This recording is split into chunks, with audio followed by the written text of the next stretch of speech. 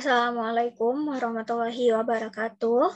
Di sini saya Nur Fitra Ilahi, NPM 2014151007, kelas Kehutanan A dalam mata kuliah Hidrologi Hutan. Di sini saya akan mempresentasikan tentang kajian tingkat bahaya erosi di beberapa penggunaan lahan di kawasan hilir daerah aliran sungai atau DAS Padang. Penulis yang pertama Tommy Ardiansyah, yang kedua Kemala Sari Lubis, yang ketiga Hamidah Hanum.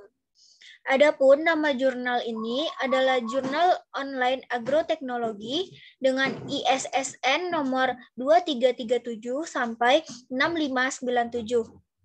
Volume 2 nomor 1 halaman 436 sampai 446 Desember 2013. 1. Pendahuluan. Pertama, wilayah DAS Padang terdapat 5 anak sungai atau sub-subdas yang mengalir membelah lahan-lahan pemukiman penduduk, kebun sawit, kebun campuran, semak-semak, dan areal persawahan. Yang kedua, akibat alih fungsi lahan hutan menjadi lahan pertanian menyebabkan air presipitasi tidak dapat ditahan oleh tanah secara optimal. Yang ketiga, air mengalir dan membawa massa tanah di permukaan lahan menuju aliran air ke sungai. Erosi yang terjadi terus-menerus mengikis lapisan bahan organik di permukaan tanah. Yang keempat, endapan yang semakin tinggi mengurangi kapasitas sungai menampung curah hujan yang lebat, sehingga air sungai meluap dan menyebabkan banjir terjadi. Yang kelima, arahan penggunaan lahan merupakan strategi yang penting dalam menentukan penggunaan lahan di beberapa subdas pada kawasan hulu DAS Padang dalam upaya meningkatkan resapan air di kawasan hulu DAS Padang dan mengatasi penumpukan sedimen akibat erosi pada permukaan lahan. Selanjutnya, beberapa faktor yang menjadi penyebab masalah banjir yaitu adanya interaksi antara aktor penyebab yang bersifat alamiah serta campur tangan manusia yang beraktivitas pada daerah pengaliran. Masyarakat mengeksploitasi sumber daya alam melalui pembalakan hutan atau forest logging, pengurangan areal tegakan hutan atau deforestasi, dan pembukaan lahan pertanian baru yang intensif pada kawasan hulu DAS tanpa menggunakan kaidah konservasi yang mengakibatkan tanah rentan terhadap erosi dan tanah longsor yang berperan mempercepat proses terjadinya banjir di kawasan hilir DAS. Selanjutnya, di daerah beriklim tropis basah, air merupakan penyebab utama erosi tanah, sedangkan angin tidak mempunyai pengaruh yang berarti. Proses erosi air merupakan kombinasi dua proses, yaitu yang pertama, penghancuran struktur tanah menjadi butir-butir primer oleh energi dan tumbuhan, butir-butir hujan yang menimpa tanah, dan perendaman oleh air yang tergenang atau dispersi, dan pemindahan atau pengangkutan butir-butir tanah oleh percikan hujan. Dan yang kedua, penghancuran struktur tanah diikuti pengangkutan butir-butir tanah tersebut oleh air yang mengalir di permukaan tanah.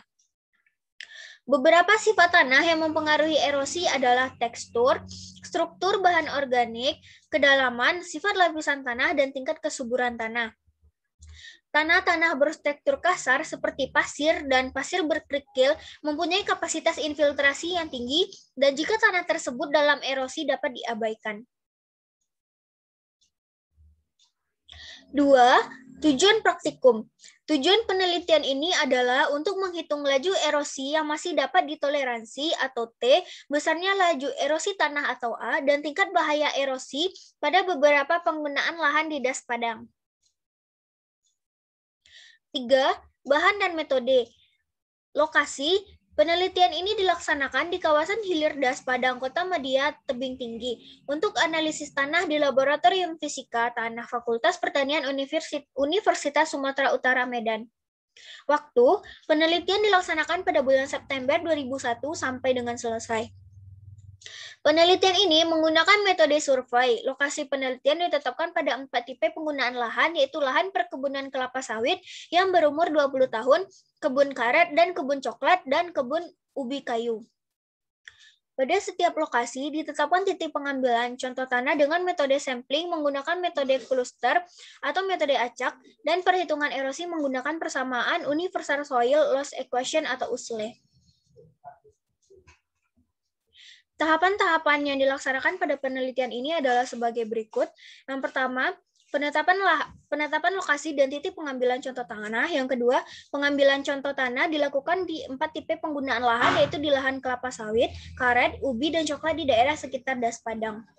Yang ketiga, analisis sifat fisik dan karbon organik tanah di laboratorium untuk mengetahui tekstur dan struktur tanahnya, dan analisis organik tanah di laboratorium kimia dan kesuburan tanah. Yang keempat, inventarisasi data sekunder di lapangan. Untuk perhitungan erosi, menggunakan persamaan Useley, parameter yang akan diamati diantaranya kedalaman efektif, permeabilitas tanah, kadar C organik tanah atau Welke and Beck, tekstur tanah atau hidrometer, struktur tanah atau Baffling, kemiringan lereng. 4. Hasil dan pembahasan. Tabel pertama, yaitu nilai erodibilitas tanah pada lokasi penelitian. Dapat kita saksikan tabel tersebut. Adapun keterangan dari tabel 1 ini, yang pertama, dari hasil penelitian, nilai erodibilitas tanah yang diperoleh tertinggi terdapat pada vegetasi karet, yaitu sebesar 0,265, dan terendah pada vegetasi ubi sebesar 0,096. Tingginya nilai erodibilitas tanah pada vegetasi karet disebabkan oleh tingginya presentasi tekstur tanah atau M yang terdapat pada lokasi penelitian, disebabkan oleh tingginya nilai ukuran partikel tanah atau tekstur, dan juga struktur tanah yang berada pada kelas struktur granular sedang sampai kasar, yaitu harkat 3.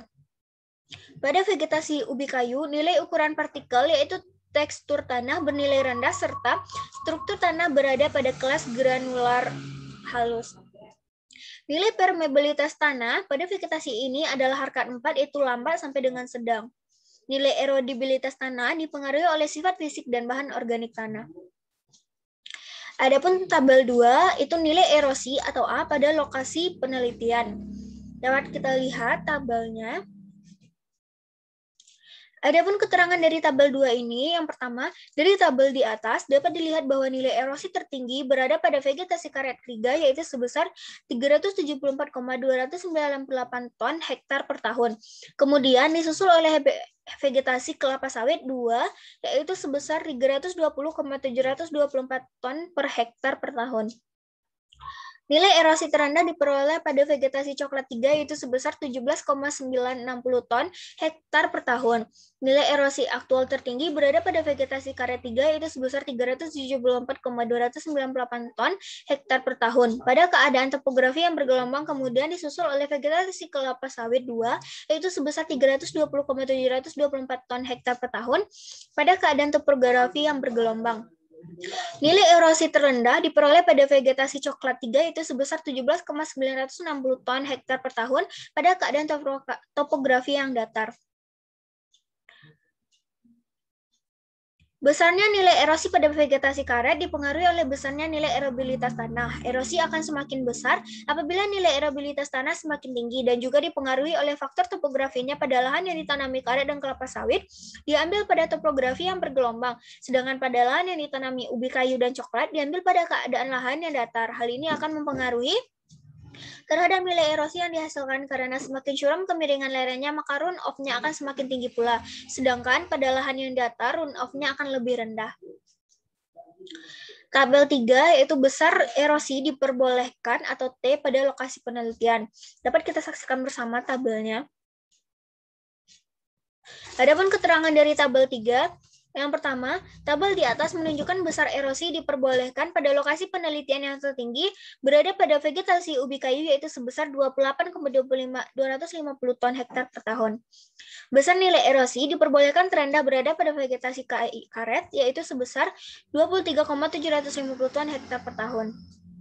Arsyad 2000 menyatakan bahwa toleransi adalah batas maksimal besarnya erosi yang masih diperkenankan terjadi pada suatu lahan. Besarnya batas toleransi erosi dipengaruhi oleh kedalaman tanah, kesatuan asal pembentukan tanah, iklim, dan permeabilitas tanah. Tabel 4, tingkat bahaya erosi atau TBE pada lokasi penelitian. Dapat kita saksikan bersama tabelnya.